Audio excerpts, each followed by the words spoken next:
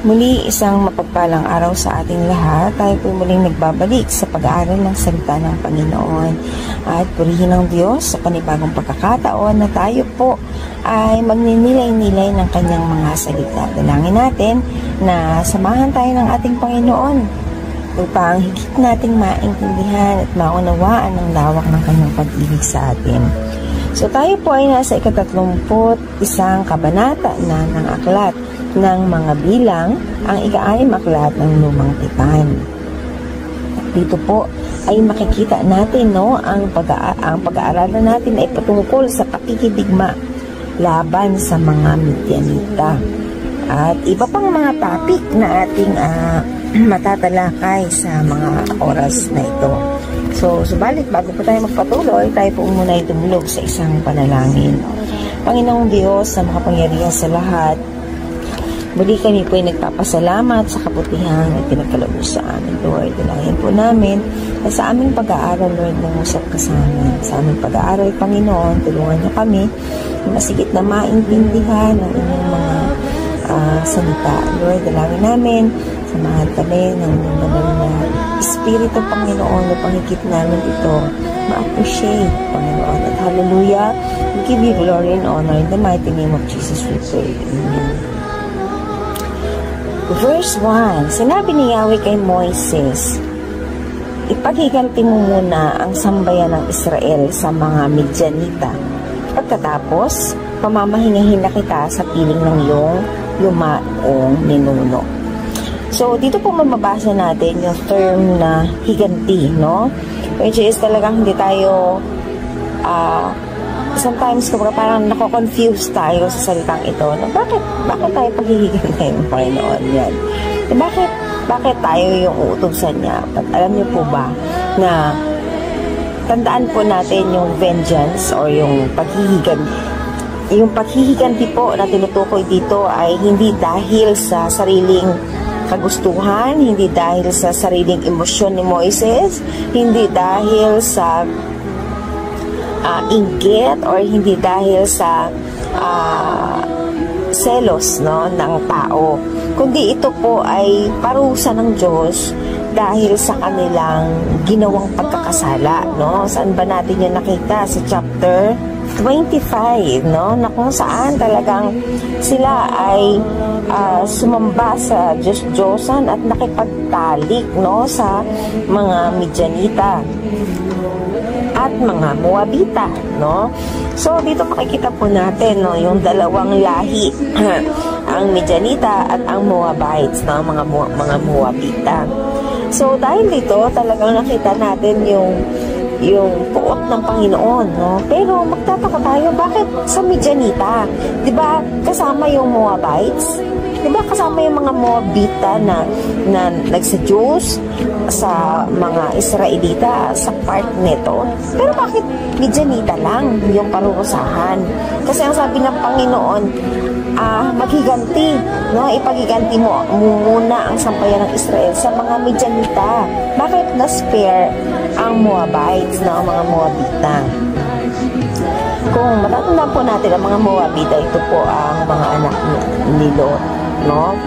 At merong covenant, no? Merong pangako ang Panginoon kay Lot, no? Kaya hindi pa, although sabihin natin po na hindi pa ganap, hindi pa sukdulan yung galit ng Diyos at yung kanilang kasalanan. Kaya hindi pa sila. Baka may panahon para doon. Kasi hindi naman talaga sila exempted sa mga consequences. Pero may takdang panahon para sa kanila. And itong Midianita, gaano kahirap, no, sa part ni Moises na parusahan, patayin ang lahing ito. Sino ba itong mga Midianita, no? Kung matatandaan po natin, itong mga Midianita ay may mahalagang bahagi sa puso ni Moises. Siya po ay tumakas sa Ehipto dahil nakapatay siya ng Egyptians, no? Pumunta siya sa lugar ng Midian, no? Ito yung lugar ng mga Midianita. Dito niya nakilala si Zipporah at dito niya rin ito pinakasalan. So, 40 years siyang nanirahan sa Egypto, then tumakas siya doon, pumunta siya ng Midian, then 40 years din siyang nanirahan dito sa Midian. Kaya napakalapit po nito sa kanyang puso, no? Yung kanyang biyanan na si Jethro, no? Na kumbaga talagang Midianita siya. So, gaano ka sakit sa damdamin, no? Ni Moises. Pero isa rin po ito talaga sa test ni Lord, no? Paano nga pa susunod ang mga Israelita sa kanyang, or lalo si Moises sa kanyang utos. And ang sabi po ng Panginoon sa kanya, pagkatapos pamamahingahin na kita sa piling ng iyong yumaong ninuno. Pagka dito po makikita natin na mayroon talagang katapusan ng buhay natin dito sa mundo, no?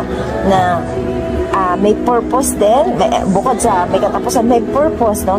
At kailangan magawa ito ni Moises bago siya pagpahingihin ng Panginoon. So, yan po yung makikita natin.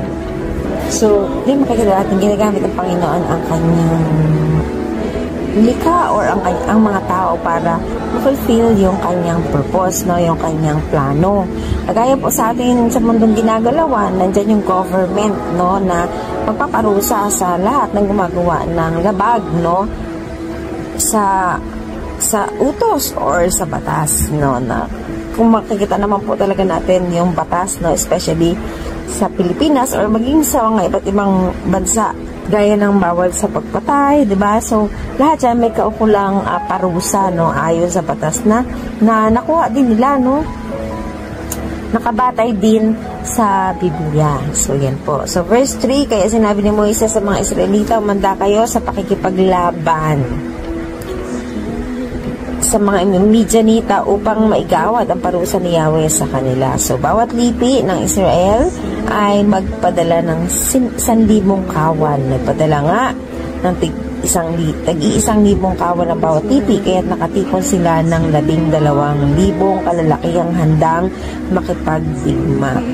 Pinapunta sila ni Moises sa labanan sa pamumuno ni Phinehas na anak ng paring si Eleazar. Dala niya ang mga kagamitan sa sanktuaryo at ang mga trompeta para magbigay hudyat.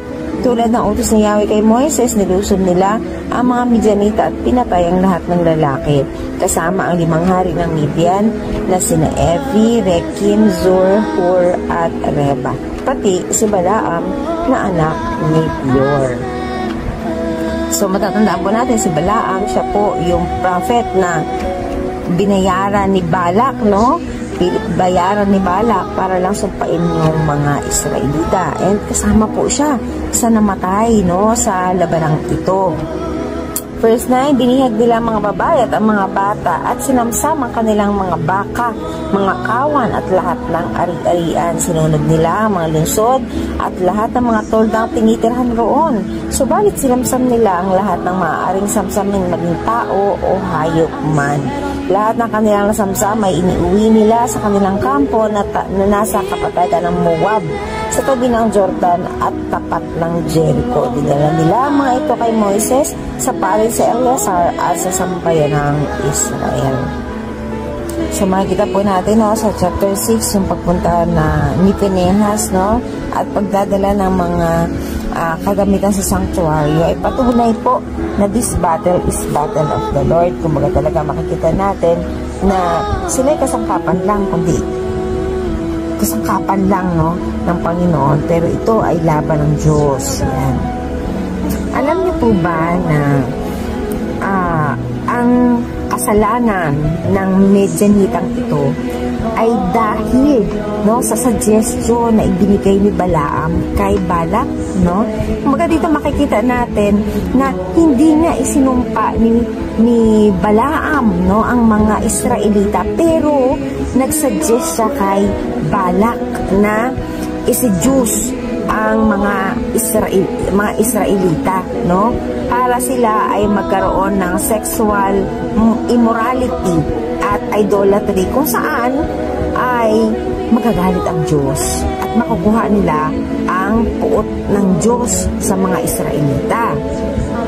Kaya kumbaga po kung ano man yung mga nasamsa ay nakuha ang reward ni Balaam, no, kay Balak, ay wala nang gamit, no? Dahil nga siya ay pinarusahan ng Panginoon. Kaya nga po sabi sa Jude 1:11, sabi dito, kakilakilabot ang sasapitin nila sapagkat sumusunod sila sa halimbawa ni Cain. Tulad ni Balaam, hindi sila nag-atubiling gumawa ng kamalian dahil lamang sa salapi. Naghimagsik silang tulad ni Korah, kaya't sila'y namatay din katulad niya. So dito pa makikita natin na yun pala yung reason, no? Kung bakit etong mga Midianita at Moabita, ginamit din nila yung mga Moabita na kumbaga isa Diyos, no, akitin itong mga Israelita upang sila'y magkasala laban sa ating Panginoon. Kung babalikan po natin, no, yung ating nabasa sa chapter 25 na kumbaga po hindi kailanman magagalaw ang kanyang bayan, no? Dahil ito ay protektado ng Panginoon. Ano man ang curse, ano man ang plano ng kaaway, ay never itong makakapekto sa kanyang bayan, no? Dahil ito ay nasa kanyang mga kamay. Subalit, no, pag nagkasala yung bayan, no, ang Diyos ay mapupuot sa kanya, at yun alam ni Balaam, no? Kaya ito yung sinuggest niya kay Balak na gawin, at dahil dito napuot sa kanya si Yahweh. At kasama siyang namatay, no? Kasama siyang namatay sa mga Midianitang ito na naging sanhi ng pagkakasala ng kanyang bayan. Kaya nga, di ba, sabi ng Panginoon, kung ikaw ay nagiging sanhi ng pagkakasala ng iba, talagang may parusang dawat sa iyo ang Panginoon. At ito po yun. Ito yung nangyaring ito. Okay, verse 13. Ang mga kawal ay sinalubong ni Moises ng paring si Eleazar at ng mga pinuno ng Israel sa labas ng kampo. Nagalit si Moises sa mga punong kawal mula sa pinakamataas hanggang pinakamababa. Sinabi niya, bakit hindi ninyo pinatay ang mga babae? So, ano yung pinaghuhugutan dito ni Moises? Ano bang utos ng Panginoon? Ang sabi ng Panginoon ay iniisip ng mga Israelites army, no, na safe itong mga nakuha nila. Subalit, ito ay magiging mitsa na naman na panibagong threat sa kanila, no? So, ito yung ayaw mangyari ni Moises. Kaya talagang gusto niya ay patayin lahat ito. Yan. So, dito po makikita natin, no, yung matinding pag-iingat, no? Lalo't alam na ni Moises na iiwanan niya na ang bayang ito. So, sabi niya, nagalit si Moises, no? Sa verse 14, nagalit si Moises sa mga punong kawal mula sa pinakamataas hanggang sa pinakamababa. Sinabi niya, bakit hindi ninyo pinatay ang mga babae? Nakalimutan na ba ninyo ang ginawa ng mga babaeng ito? Sila ang humikayat sa mga Israelita na magtaksil kay Yahweh at sumamba kay Baal noong sila'y nasa Peor. Sila ang dahilan bakit nagkaroon ng salot sa sambayanan ni Israel, no? Ni Yahweh, rather. Patayin ninyo mga batang lalaki at lahat ng babaeng nasipingan na. Itira na lang ninyo ang dalaga at iuwi ninyo. Ngunit huwag muna kayong papasok sa kampo. 7 araw muna kayong sa labas ng kampo. Lahat ng nakapatay at nakahawak ng patay, pati ang inyong mga bihag, ay maglilinis sa 3 at 7 araw na iyon ayon sa kautusan. Kaya linisin din ninyo ang inyong mga kasuotan, ang mga kagamitang yari sa balat ng telang lana at kahoy. So, yun. So, makikita po natin, no, yung ang pinaliligtas lang ni Moises ay yung mga babaeng hindi pa nasisipingan. Ano po? So, ibig sabihin, wala pa silang mga karanasan. So, bakit pinapapatay ni Moises yung mga batang lalaki? Kasi ang mga lalaki noon ay mayroong responsibilidad na gumanti, no, sa pumatay sa kanilang mga magulang. So, time will come, pwedeng itong mga batang lalaking kasama nila ang magiging sanhi, no, ng kaguluhan, maging ng kamatayan ng mga Israelita dahil sa pagpatay nila sa mga Midianita. So, isa to sa pinapapatay ni Moises sa kanila. So verse 21, sinabi ni Eleazar sa mga kawal na nanggaling sa labanan, ito ang mga patakarang ibinibigay ni Yahweh kay Moises. Ang mga ginto, pilak, tanso, bakal, lata, at lahat ng hindi masusunog ay pararaanin sa apoy para luminis. Pagkatapos hugasan ito ayon sa kautusan. Lahat ng maaaring masunog ay lilinisin sa pamamagitan ng tubig ayon sa kautusan. Sa ikapitong araw, lalaban ninyo ang inyong mga damit. Pagkatapos, magiging malinis na kayo ayon sa kautusan at maaari nang pumasok sa kampo. Dito makikita natin, ang ganda lang nung sinabi dito, no, sa verse 22 to 23, no? Dito makikita natin, para makita kung talagang pure or tunay, dadaan sa apoy, no, ang lahat ng bagay. At kung di ba sabi niya, ang mga ginto, pilak, bakalat, at lahat ng hindi masusunog ay pararaanin sa apoy para luminis. Ayan ang sabi niya. Pagkatapos hugasan ito ayon sa kautusan. So naalala ko yung kay Job, no, sa Job 23 verse 10, ang sabi doon, but he knows the way that I take. When he has tested me, I shall come forth as gold. So, dito talaga makikita na kumbaga nagsisimbolize din yung fire as a test, no? At doon makikita ako tunay, no? Tunay ba yung tao, yung bagay, yung faith, lahat, no, nang pwedeng suriin sa pamamagitan po ng fire. Ito po yung tinatawag nating purification. So, yung fire ang tutulong para makita, no, or ma-reveal kung yung bagay na yon na ipapadaan sa apoy ay pure. So, yan po yung isa sa ating nakita dito. At maganda rin po ito, no, na mailagay sa ating kaisipan ng lahat ng bagay na kailangan natin i-keep, lahat ng bagay na kailangan natin pahalagahan, kailangan suriin natin, no, kung talagang ito ay malinis, kung ito talaga ay makakatulong, no. Dito, kumaga po pa talagang as an example, itong story na to, na nagpapakita na may mga bagay na tingin natin ito ay mahalaga, pero time will come, magiging kosto ng kasalanan or cost ng ating kabiguan, no, or ng ating pagkapahamak. So, ito po yung ipinapakita rin sa mga verses na ito. So, yung verse 25 po, dito mag-start yung mga paghahati-hati ng mga samsam. Sinabi ni Yahweh kay Moises, tawagin mo ang paring si Eleazar at ang matatandang pinuno ng bayan at bilangin ninyo ang mga nasamsam. Pagkatapos, hatiin ninyo ang isang bahagi.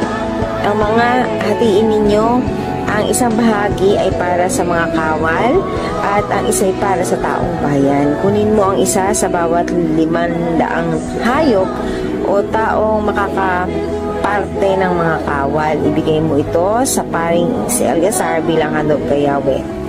Sa kaparte naman ng bayan, kunin mo ang isa sa bawat 50 tao o hayop at ibigay mo naman sa mga Levita na nangangalaga sa tabernakulo.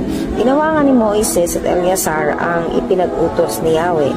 32, ang nasamsam ng mga kawal na Israelita mula sa Midian ay 675,000 tupa, 70 at 2,000 baka, 61,000 asno at 32,000 dalagang birhen. Ang kalahati nito ay nauwi sa mga kawal, 337,500 tupa ang napunta sa kanila at ang handog nila kay Yahweh ay 675. Okay, ang mga baka naman ay 36,000 at 72 nito ang inihandog nila kay Yahweh. Ang mga aso naman ay 20,500 at 61 ang inihandog nila kay Yahweh. Ang mga babaeng nakaparte nila ay 16,000 at 32 nito ay inihandog nila kay Yahweh. At tulad ng sinabi ni Yahweh kay Moises, lahat ng handog kay Yahweh ay ibinigay niya kay Eleazar. So makikita po natin dito na yung mga babaeng berhen ay na-spare sila sa galit. So ibig sabihin, yung mga wala naman talagang involvement dun sa pangyayari, no, ay talagang in-spare ng Panginoon. So may mga instances na kasama, like mga lalaki, kahit mga bata, talagang pinapatay. Kasi ayon sa tradisyon nila po, kagaya ng nasabi ko sa mga unang video, na meron silang pananagutang ipaghiganti yung kanilang magulang or yung kanilang family. Unlike po ng mga babae na once na sila po ay nakapangasawa, sila po ay under, no, or sila ay magpapasakop lang dun sa mga lalaki, no. So dito makikita natin yung kadahilanan po, ano. So verse 42 hanggang 46, ang kalahati ng samsam na kaparte ng taong bayan ay 337,000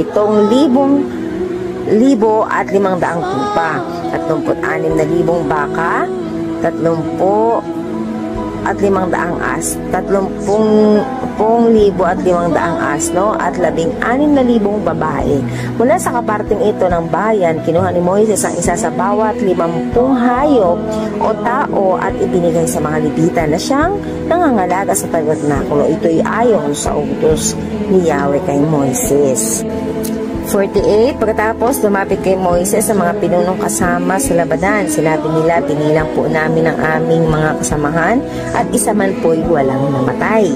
Dala po namin ang mga gintong alahas na aming nasamsam tulad ng pulsera, singsing, hikaw at kwintas upang ihandog kay Yahweh bilang kabayaran sa aming buhay. Tinanggap nila Moises at Eleazar ang lahat ng alahas na yari sa ginto.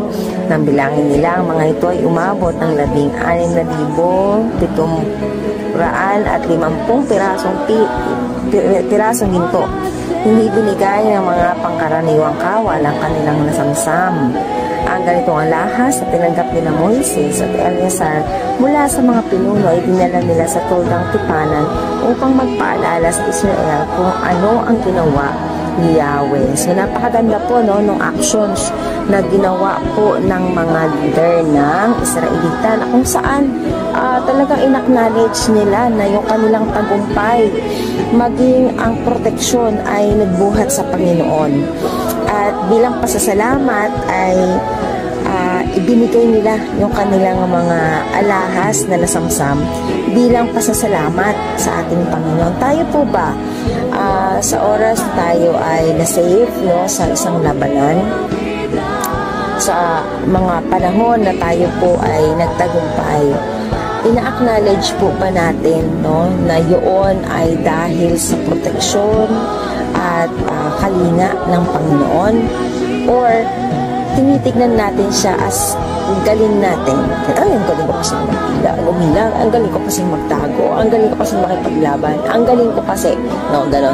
Kasi po, lagi natin tatandaan, no, sa lahat ng laban ng buhay natin, lalo na, no, kung sa mga panahon ng mga di ordinaryong mga labanan, no, laban natin, spiritually man or physical man, lagi po natin tatandaan na ang Panginoon pa rin yung nagde-decide, no, ng panalo, or sometimes nga, di ba, ang bilis natin na questioning si Lord pag tayo natatalo, no, sa kabila ng never naman tayong nag-ask ng help, or never naman tayong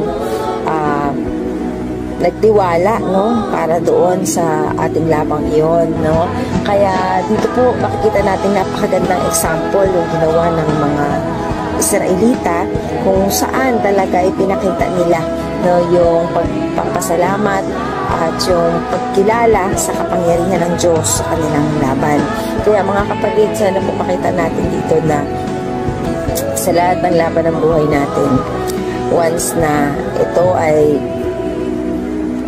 nasa approval ng Panginoon po, kilalanin natin si Lord, no? Kung tayo'y nanalo, then pasalamatan natin siya. Kung tayo'y natalo, then magsuri tayo, no? Ano yung mensahe ng Panginoon sa sitwasyong ito, no? Meron ba siyang itinuturo? Meron ba siyang itinutuwid, no? Na kailangan po na sa bawat sitwasyon ng buhay natin, magawa po nating tingnan, no, yung kagandahang loob ng Diyos at yung mga kadahilanan kung bakit po ito inaalaw. Sana po ay napagpala tayo at meron tayong mga natutunan sa kabanatang ito. Muli po, pagpalain tayo ng ating Panginoon at kay Jesus lamang po ang papuri.